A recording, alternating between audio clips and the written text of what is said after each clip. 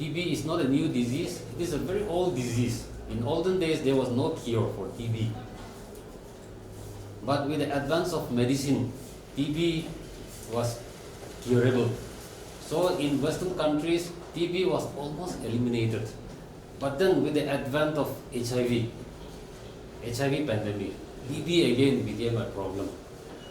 So with that, if you look at the world scenario, it is said that 10 billion people are being affected by TB every year, 10 billion people.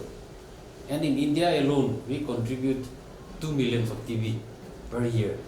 So if you look at TB scenario, it is something which is a very big burden to our people, as well as to our economy, our finances. So with that, government has come up with the initiative of National TB Elimination Program. Because we are spending so huge resource of our finances on this aspect because of treatment of TB. So now that TB is curable, the government of India thought that TB can be eliminated. So the World Health Organization has targeted 2030 for World TB elimination. But the government of India thinks that with too much of TB cases in India, it will be too late if we wait for the global TB elimination. So 5 years ahead of global TB elimination, we are planning to eliminate TB by the year 2025. So with that concept, even Nagaland also now we have gone into full campaign mode. Previously what we do is we wait for the patient to come to us so that we can diagnose them and treat them. But now we are going house to house, door to door in search of this active case finding. We call it active case finding. So now with only a few more years, another 1.5 years to go for this TB elimination in India, we are in active campaign mode. So pulmonary is the one that affects the lungs, extrapulmonary is the one that affects the other parts of the organs. And what are the other parts of the organs that gets affected? One most common is the lymph nodes, TB lymph node. Nah? That is one common. Another is TB meninges, brain, nah? It affects the brain. Another one is TB bone TB. Nah? It affects the spines, the bones. Then another one is from that our genitourinary tracts. No? Then another one is the reproductive organs.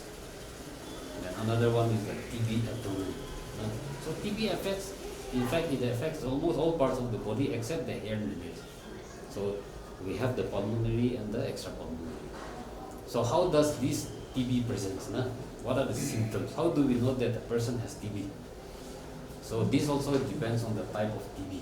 If it is an open case of TB, pulmonary TB, since it affects the lungs, the person will have cough, no? Khasi. Cough is the most important component here, since it affects the lung. No? The treatment is the same, but from the program point of view, we are more concerned with the pulmonary case. Because like I said, TB is spread through droplet infection. So if it is from the lung, every time you coughed out this bacilli, we call it tuberculosis, Mycobacterium tuberculosis, that bacteria. Every time the patient coughs, he brings out so much of bacteria, bacilli into the environment. So we all inhale that.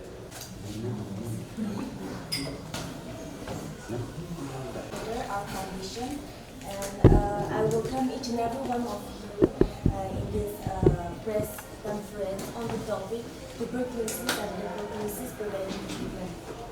We have 3 panelists with us today.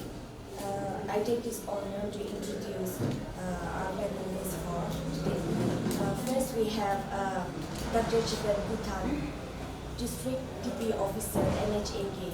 We will be discussing on what is latent tuberculosis infection, LTPI, for 10 minutes.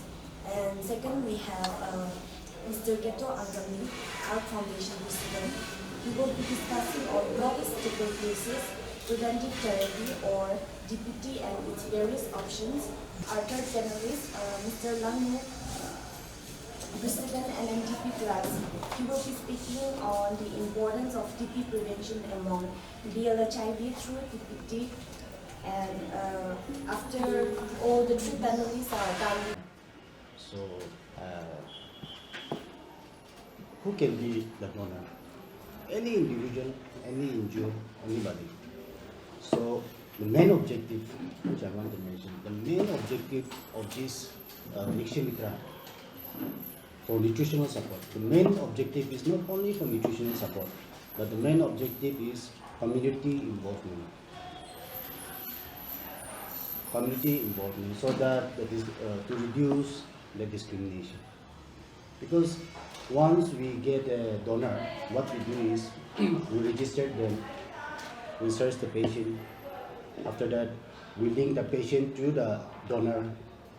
We give the names and numbers of the patient to the donors, so that they can call up the patient, they can encourage the patient. That involvement is just so that now the patient thinks that the feeling of that stigma or discrimination will reduce. So the main objective is that community involvement to reduce the stigma or discrimination. So that is what I want to mention. And for the donor to support, there is a recommendation by the from the ministry. The recommendation of foodstuffs. So it can be they have given in kg, gram like that. Chana this much, dal this much, oil this much. So, but then it depends on the donors.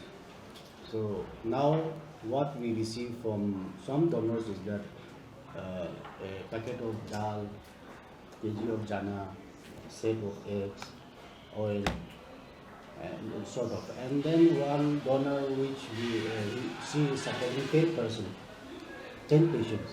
So she is not giving the support according to the recommendation, but is what I have said just now is up to the donor. She is giving the best foodstuffs again, like the supplement, which is very costly actually, 1,000 something types of supplement with dal, with egg, like that. So it's up to the donor. So any can be a donor. So that is what I want to supplement. As is with the first session of the day, been delivered about the active form of TB and its treatment, and about the new concept that has been introduced to us, I believe now, which is called the latent TB infection.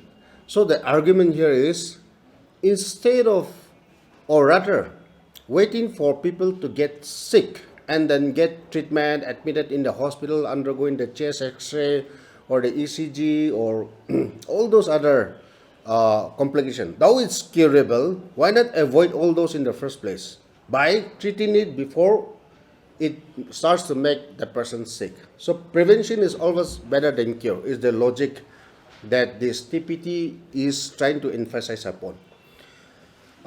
Just to also bring a little bit reflection about the inactive TB, the TB germ that you and me might be having even as of now is. I think in this room we are around 25 of us. On a very rough scale, I think maybe on a very rough scale, okay, 10 of us might be having the latent TB form of infection. But by the grace of God, no one of us are sick. We are still healthy, we are still alive, we are still with good appetite, we are still with good health. But we never know. It can be me, it can be you that is with this latent TB infection. But as the days progress, if our immune system is being compromised because of various reasons, such as we have discussed a little bit about diabetes, someone who is into too much of smoking, or it can be other comorbidity kind of an infection. Example was HIV that was also brought into the reflection. So as of today, I or you or any one of us might be having this particular latent TB infection. One day it will progress, likely that it will progress into the active form of TB. That is where we need to go to the district TB center, meet Dr. Chipan, undergo the series of diagnosis, undergo the lengthy treatment duration, and I will be very frank out here also, to say that TB treatment is possible, but it's not very easy because the treatment drugs are a whole combination of 4 drugs. Even if we talk about the drug sensitive form of the TB, it's 4 drugs and it has side effects and some long-term treatments which are of the multi-drug resistant form of TB. It has even the capability, the potentiality to make the person go deaf also. Because like whenever our immune system goes down, that means 90% of us will be TB.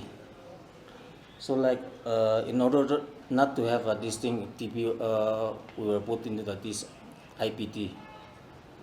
Now it's good news that for 3 months course, 3 HP has come, so it will be very good for our community. But there is this thing also, side effect for this IPT. Especially I don't know for non-positive, but when it comes to positive cases, there will be some dizziness and then skin rashes. So like dizziness, it's okay. Like they will consult the doctor and then the doctor will continue and then it goes off. But when it comes to this thing, allergic, it's very, again they ask the patient to challenge again to take again, but it's becoming bad to worse when it comes to allergic, so they have to stop the IPT. And then sometimes because of bill burden also, they on silly ground said itu kali itu mata pikai, pet pikai, pula itu couldn't pikai, something like that. Excuses are also there from our community. And like it doesn't mean that I have taken IPT and then I will not get TB. No. Even if I take IPT, I'll get TB also. Especially for those, we used to term them as missed case and LFU. Missed case means those who have lost their medication, that means ERD drugs for 1 day to 3 months, we used to address them as missed case. Whether it's an estimation or guesstimation, but still, as far as India is concerned, more than 30% of the India's population has latent TB infection. That level of infection is there. But who are those people is the question that you are asking, because until we find the people, we are not able to treat them. On the program point of view, now finding these people is not like testing everyone, the entire population of Nagaland or of the country. So through the household contact exposure only is something that the program is focusing to initiate the TPT treatment for these people. And also people who are having any sort of an immune compromised health condition, because if they have the latent TB infection and if the immune system is being compromised, then it might progress into the active form of TB.